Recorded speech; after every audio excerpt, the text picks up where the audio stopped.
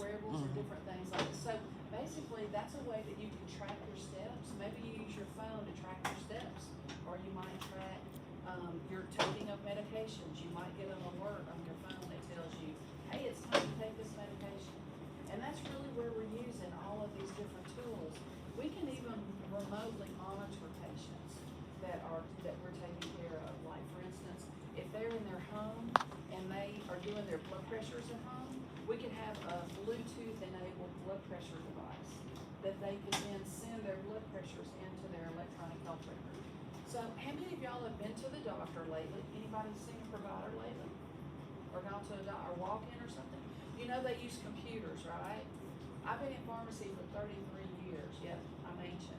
And so what we found, we used to use paper, but now we're using electronic health records, and that's where they put all of your information in about your health records. If you get a prescription filled, they put that into the electronic health record and e-prescribe it over to your pharmacy so that you can pick it up, or send it to a mail order so that they can mail it to your house as well.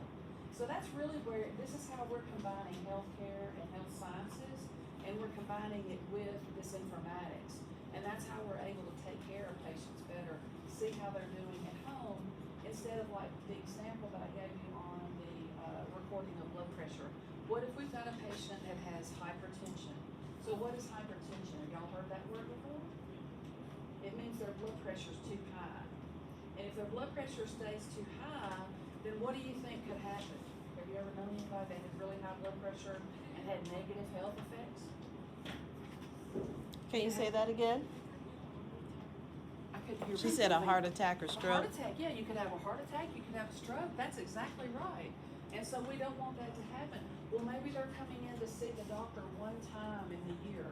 Their insurance pays for them to go in one time. So we want to check, we're giving them medicine for high blood pressure to make that pressure lower, and we want to check and see how they're doing.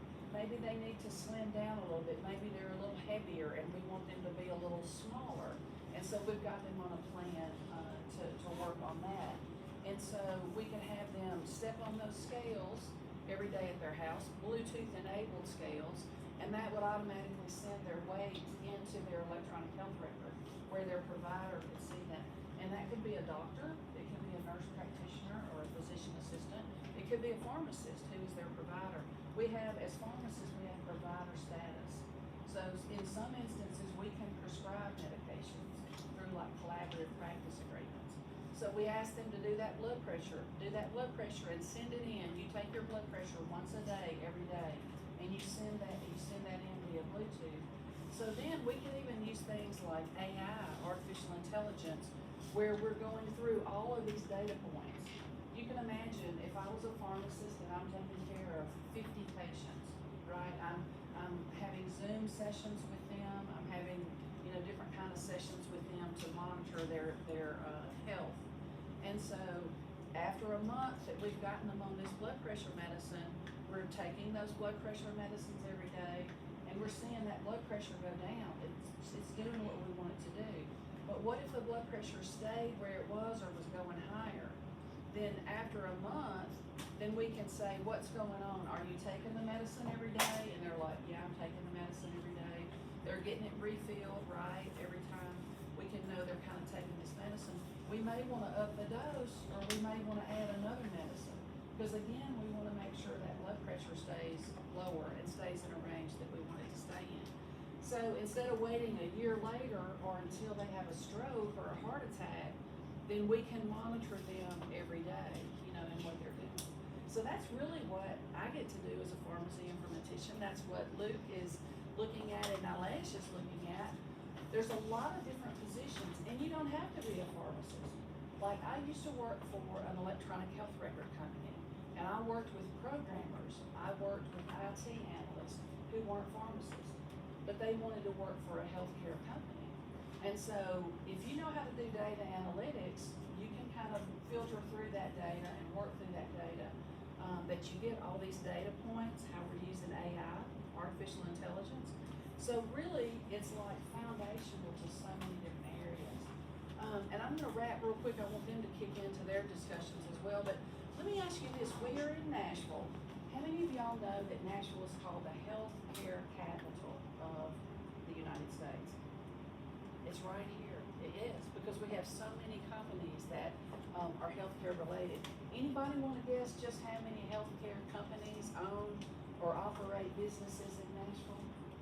Take a guess. Yes, sir. 120? Higher. Anybody else? 200? Higher. Good guesses. Y'all are getting there. Sorry? What'd you say? 500. Bingo, we have a winner. Congratulations. It's over 500 healthcare companies that own or operate businesses in Nashville. So right here, just within a stone's throw of where y'all are, all of these companies, and they need pharmacists that want to do this type of thing. They need pharmacists as well that are doing traditional pharmacy roles. But this one is a really cool one. And so that's what Nalish and that's what Luke are looking at in their roles and their opportunities. So let's pause right here just before we kick in.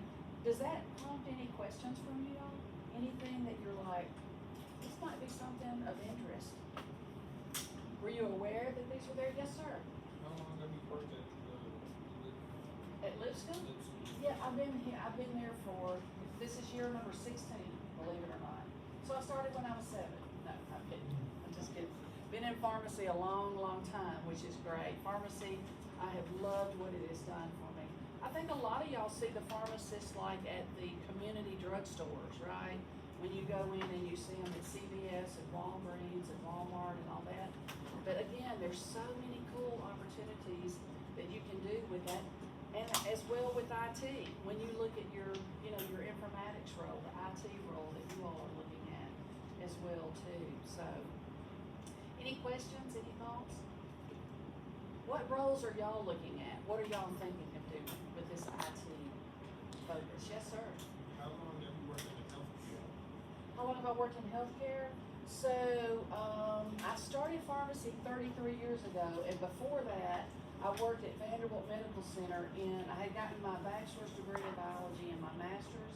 So I worked in a cancer biology clinic over at Vandy in research before I went to pharmacy school. So this lot of great class, paths. oh, I'm sorry. Go I ahead. just want to say, this class is a new state requirement, and it is computer science. Nice.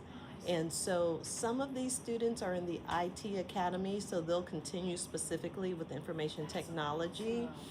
But because this is a class for everyone, we have some students in health science. Any health science students in here? Yeah, so it could be applicable to them. We have engineering students in here. And then Air Academy. Any Air Academy students in here? Now tell me what Air Academy is. Air is it is like the research academy. So it is the academy that some of the academies can give you like a direct line to a job afterward.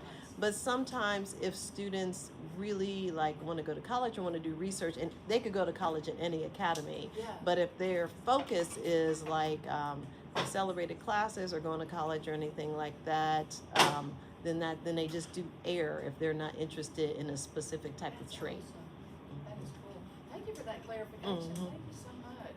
And it is just such an honor to be able to talk to y'all today. It really is, because y'all have got so many promises and so many opportunities that are right out in front of you. I don't care where you're starting from right now, but to start this and to be doing this as a sophomore in high school, y'all are going to be leading companies by the time you're 25 years old or something. I mean, that is super exciting. And so think about those aspects. I mean, again, I worked with programmers who were not pharmacists, but they wanted to do and work in this area as well. And on your sheet, we've got just an overview of what healthcare informatics is.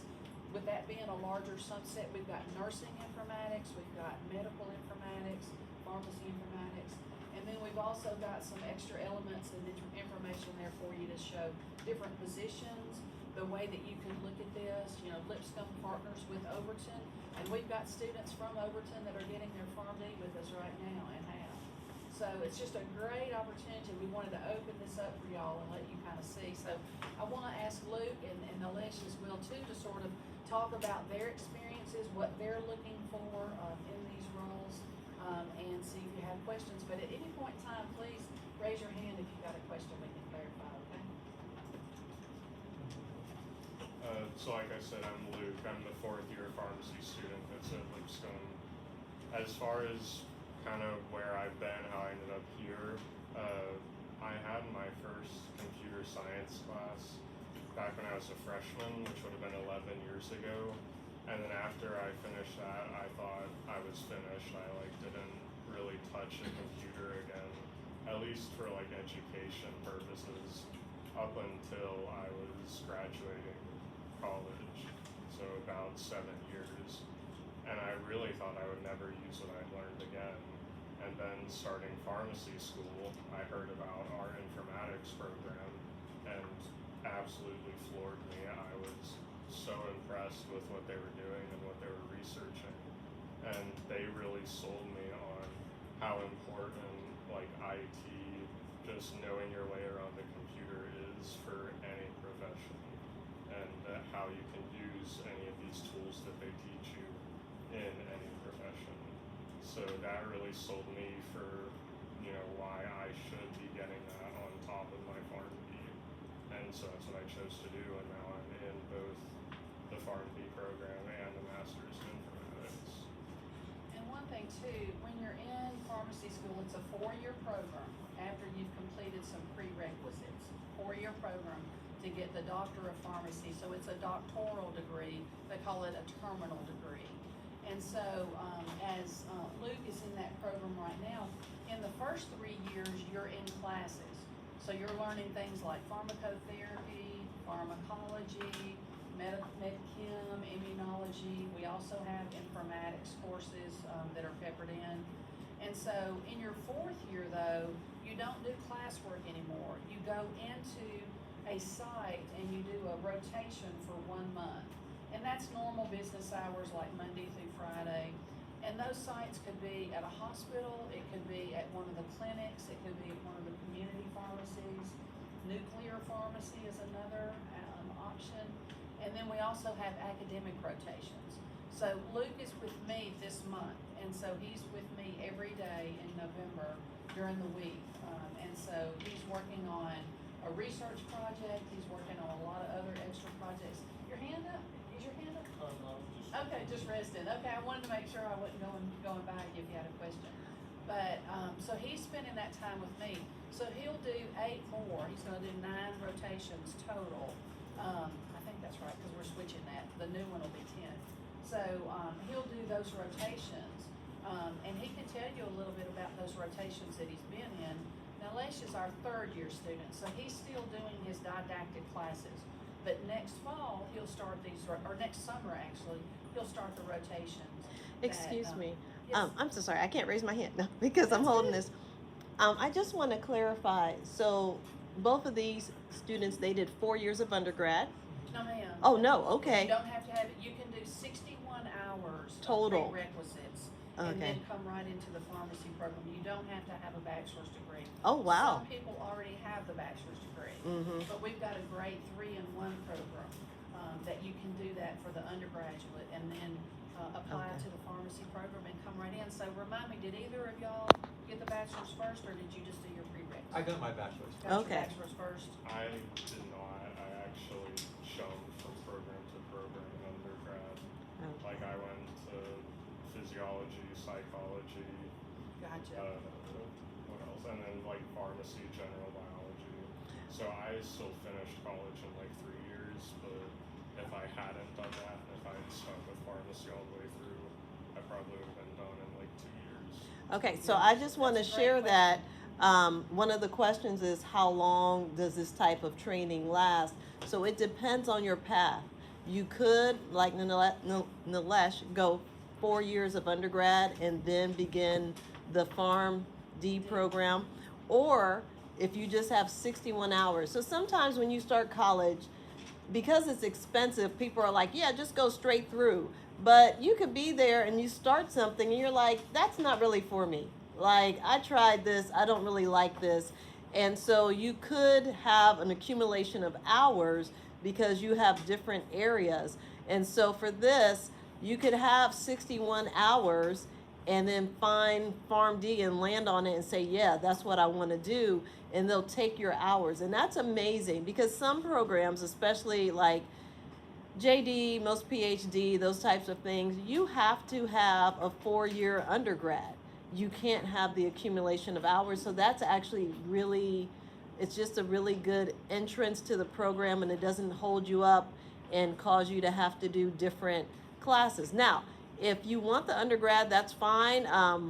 Like I had my 4-year before I got my other degrees. It's just there are different pathways. And that's what I want you all to see from this, is that you can get into a career and be successful, and you can do it through different avenues.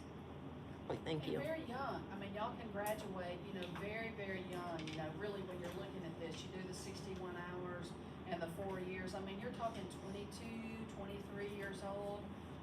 And pharmacist salaries by and large have always been higher. Mm-hmm. Even when you add the informatics element to it, it raises that even further. So we've got, students that are graduating and going into roles at, 110, 115,000 a year. And so as a 23-year-old, that's pretty attractive. That would be pretty attractive. That's not the only reason you would want to get in this. You want to love what you do, right? You want to love what you do. But when you add the informatics masters on top of it, you saw some of those salaries that I have on the sheet for you. I mean, that can go 135, 140. I've even had a student that got 150 right out of the gate. That was a contract position. So the company was saying, you work for us for 6 months in a contract to hire type position. So he was responsible for his insurance and benefits, so his salary was a little higher from that perspective. But great questions, great questions. And now let's tell us about your path. Yeah, for sure. So I started pharmacy school, and in my mind when I started pharmacy school, I want to be a pharmacist, right? I want to either work in a pharmacy setting like a Walgreens or CVS, or in a hospital setting or a clinic setting. I want to do the science. When you guys think about a pharmacist, or when you think about a doctor or something in a profession in health sciences, that was what I wanted to do. And then our first year, Dr. Breeden came in and talked to us about informatics, and that kind of got my head thinking, because it just made me think like, oh, there are positions, there are jobs that are not just these science medical jobs, right?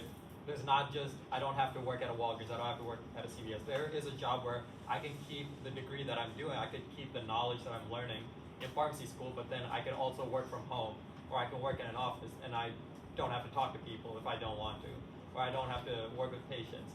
So informatics, the way I think about informatics that differs from like pharmacy or a medical or a health science job is, it's a skill set. Right, if you wouldn't mind me asking, what are you guys learning right now, or what things have you guys been going over in this class? So this quarter, we are focused on computer science careers.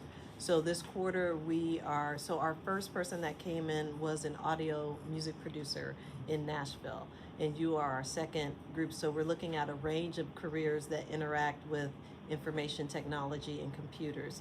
But previously, we've done like basic coding. I taught them binary just so they could see how it began. We did some pictures. They developed some video games. We also did like analog computer science stuff. Like I had them make an actual board game with paper and materials, because it's still computational thinking. Yeah. So this is, like I said, more of an overview. Yeah. So you are our specific like health science or career that we're having. Yeah, I mean, what you guys are learning right now is already far beyond anything that I learned prior to starting pharmacy school. Like even understanding what informatics was. What you guys are learning, whether it's binary or coding, data software, Excel, anything like that you guys are currently learning right now, you guys are already ahead of the curve of majority of the people that are starting college or in college right now in an informatics degree. So if you enjoy what you're doing right now, like I said, it's a skill set, right? It's something that you continue to work on and perfect. There's not much of memorization. There's not like a knowledge-based thing that like a doctor or pharmacist, there's a lot of memorization, right? Whereas with informatics do you know how to build something? Do you know how to use these this knowledge from binary or coding and create something, create a software, create a data? Can you take a bunch of numbers and put it into a graph and show it to exec people and saying, this is how much money the company is making, or this is how much we're losing? Hold on, we just did that. That's hilarious. I had them search CS careers, and in my class, they searched CS careers, and then they had to use the data points to create a question that could be compared. So, like, what is the range of pay in three U.S. states or 10 cities worldwide, or the beginning? So we literally and then they had a graphic. So we literally just did that. Awesome. Yeah, I mean, so like when you think about informatics, if this is what you want to do, if you want to do informatics, if you want to like be in this profession specifically, there's definitely a niche for you. There's definitely something you can go. Or even if you don't want to do this, but you want to do something else, the skill sets that you guys are learning right now is going to help in any other profession that you are going to go into, because computers are not going to go anywhere. AI is not going to go anywhere.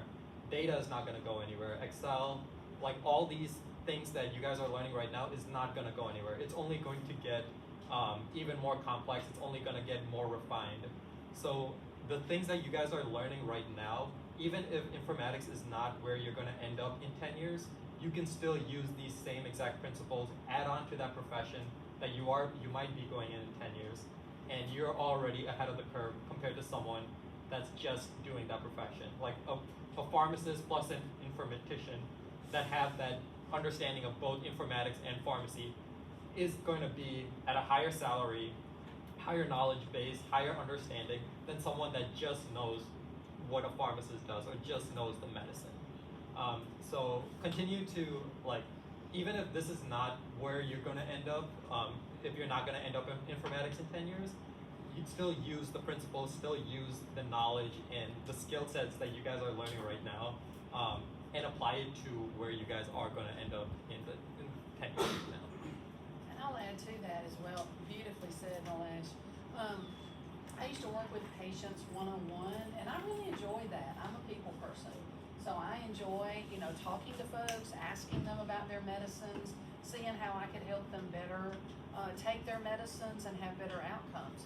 But when I had the opportunity to look at pharmacy, informatics, I was like, you know what, I could make a change in a program, or I could add a new enhancement to an app or a pharmacy system or an EHR, and that's going to touch every single patient that comes in that facility. So it was a way that I could scale what I did, as opposed to just seeing, which was beautifully rewarding for me to be able to talk to and see patients every single day and see them do well, celebrate those victories. And if they were not having victories, to figure out, hey, how can we tweak this? What can we do with your lifestyle that'll help, you achieve these outcomes that'll make your health even stronger and better? So that's where you got the chance to sort of be the best of both worlds, live in a dream job. And I love what I do. I love the opportunities. And now I'm able to open up these opportunities. And that's one of my biggest joys. Like Luke and I are working right now on his resume, his CV, and we're also looking at residency. So he wants to do a year of specialized training after he completes pharmacy school, which is called a residency. They call it a postgraduate year one or PGY1 residency. And as a pharmacist, you can do 2 of those, 2 years of that advanced training. So he and I are looking at those opportunities right now. We're looking at how we can be really strategic in that. We're even using AI. Do y'all use ChatGPT or anything similar? Good, we've got an AI user. Which one do you use? ChatGPT, awesome. Same thing as him. Yeah, there's a lot of things they're called large language models. And so I just feel like I can see y'all's eyes, and it's easier for y'all to see me if I stand. But we have our students, we use on campus at Lipscomb a tool called Boodlebox, Boodlebox. And what Boodlebox does, it's a compilation of all these large language models. So who's heard of Gemini or ChatGPT or maybe Dolly to make images, different ones like that. So all of these are in one bucket. And y'all could look at that. They have a paid version and a free version as well. But you don't have to go out and do a separate account with OpenAI to do chat or with Gemini or with Llama or these different ones. And so we've had our students, all of our pharmacy students in the second year health informatics class created a bot. Have y'all heard of a bot? Do you know what I'm talking about there? Yeah, so it's like a tool that you can use AI to help you work and do different things. And so what Luke and I are doing, we're looking, because I said, you know what, Luke, go into ChatGPT and let's see what it'll give you. Let's see if it'll give you the answers we're looking for. Because sometimes AI can do something called hallucinate and give you the wrong answer. But it can do it very rapidly, and you think, oh, this is correct, this is correct. You don't ever go 100% with what AI is telling you. Always double check it. We talked about that at the beginning because it's only as good as your question. So, like, it is not thinking. Some people are like, oh my gosh, the computer's moving so fast, it's thinking. And it's just scanning the internet for information and it's putting it together. We talked about how if you say, hey Siri, it's because different tones have been programmed. So it's not like, oh my gosh, Siri is thinking. It is that there's a tone that matches something and then there's a binary code. And so when it hears play, I don't know, play Sabrina Carpenter, it's picking up on what those tones are, it's matching it to the binary code, and then it plays it for you. So it's exactly what she's saying. It's not thinking, and so you can't just take the first answer all the time. That's why Alexa or Siri sometimes might get things wrong.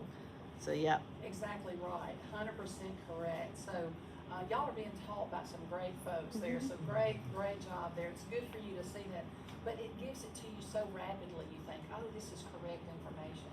And so what we're doing is we're going to pop in and say, you know what? I'm applying for this pharmacy residency, and you're a subject matter expert. I'm saying to ChatGPT or Perplexity or whichever LLM we're using, you're a subject matter expert in this. I'm going to be applying to Hospital Corporation of America for their PGY1 pharmacy residency. Tell me questions that I should ask. Tell me questions that I might be asked. And so you can do these types of prompts. And you're correct, exactly. The best information comes from the best prompt. So if you just say, I'm applying for a residency, what questions? And if you say, I'm applying to HCA, and I'm really wanting to know. And then also you could say, I think this is something really good for you all to do. When you're looking at an internship, a job, a residency, excuse me, it's really good for you to look at what are the news items on that organization. Because what if they just got a huge grant that's going to pay for all these internships? You're going to want to know about that. Or what if they're going to expand out into, moving their headquarters? Like, has anybody ever heard of Oracle? Oracle's a huge software company that was based out of Austin, Texas. They're moving to Nashville right now, over on the East Bank. Their international headquarters is coming to Nashville. And Oracle is a huge leader in the software development industry, also in electronic health records, because they bought one of the larger electronic health records called Oracle, called Cerner. And so they're calling it Oracle Health right now. So have y'all heard of Epic? It's an electronic health records that's used, or Meditech. It may be a little beyond where they are, because like I said, this is their sophomore year. I do want to say, I really appreciate y'all being here. And we are at the, we're at the 30-minute point. Okay. So I would love for them to ask some questions because we are going to be wrapping up soon. And they have a sheet that has to have 5 questions answered, as well as have a question that they wrote on the back. And as I mentioned, even if you don't get to ask your question, you should still use that space and have that question written on the back. So we will, again, thank you so much. I mean, I really appreciate you. I'm sorry, I'm just trying to be mindful of the time and not have us get cut off. Questions? What challenges have you faced in your work and have you overcome? Is that for me? Anybody? Yeah. Anybody. Okay. Take it. Oh gosh. I don't know if I've really faced any challenges yet, thankfully, but I'm still pretty new at this, so that could change. Yeah, I mean, and this is just as a student, I'm sure you guys face the same challenges that I'm facing right now as a student. School is tough, right? Exams are tough, homework is tough, and so we have to conquer those challenges, right? We have to get through it. And how it pertains to informatics, we can use the technology. We have the resources. If we have the tools with us, we can partner with those tools. We can partner with the resources that we have and figure out how can we overcome those challenges, right? As a student, you guys have exams, right? And think about it, the night before an exam, you're looking over the material and you're totally blank on what your teacher said and you don't know what this means. You don't understand what the sheet is asking. You can go in ChatGPT and say, what does this definition mean? You can Google search. Those are tools and resources that we have right now that wasn't available like 20 years ago or even longer. So when you have these challenges, I would say like figure out, do you have the resources? Do you have the things around you that could help you overcome those challenges? That could, if you have a question, can I figure out how to find that answer? Yeah, I would just say use the tools, use the resources that you already have to try to overcome those challenges when you do face them. Great question. Mine, I mean, of course, having been 33 years, some of the big challenges I saw were like not being fully prepared when I went into a role to understand sort of what the whole structure, the organization structure looked like, to see how all of that played into what I did on a daily basis, right? My schedule, different opportunities that I had for advancement, things like that. That was a challenge. So I really encourage y'all to really think broadly as you go into a role, because you don't want to be so focused on that one role that you're doing, but focus on that company, that organization. What are they doing? Have there been a bunch of layoffs? Before you start to take a position, have there been a bunch of layoffs there? Do they have opportunities for employment that I can grow really quickly? If so, how does that work? Do they offer tuition reimbursement? So if I want to go back and get another degree, do they offer me that opportunity to do that as well too? So I think some of that thinking more broadly, not being so focused on your role, that's obviously a big thing, but think outside the box at what that organization is heading toward as well. Any other questions? Okay. So check and make sure you have 5 questions answered. I say that because some of you answered like 3 questions and wrote your own, but make sure you have 5 questions answered and your own question. If there are no further questions, I want us all to please give them a round of applause and thank our speakers for coming and sharing with us today. Thank you so much, Ann.